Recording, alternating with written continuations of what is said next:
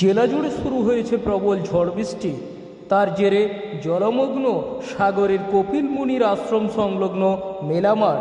কয়েকদিন ধরে জেলা জুড়ে শুরু হয়েছে প্রবল বৃষ্টি, আর সেই বৃষ্টির কারণে এবার দক্ষিণ চব্বিশ পরগনা জেলার গঙ্গাসাগরের কপিল মুনির আশ্রমের পাশে মেলামাঠ সংলগ্ন এলাকা জলমগ্ন হয়ে পড়ল।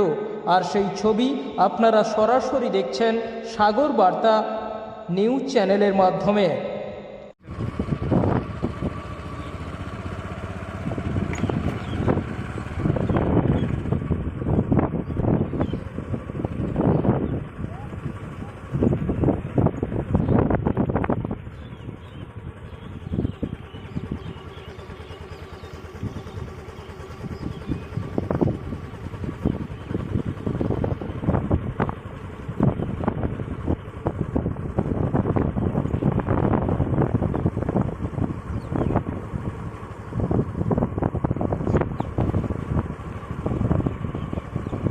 এইটা তো বর্ষার জল, বর্ষা হয়েছিল, বর্ষার জলটা পুরো মাঠের জলটা গড়িয়ে এখানে জমা হয়ে গেছে।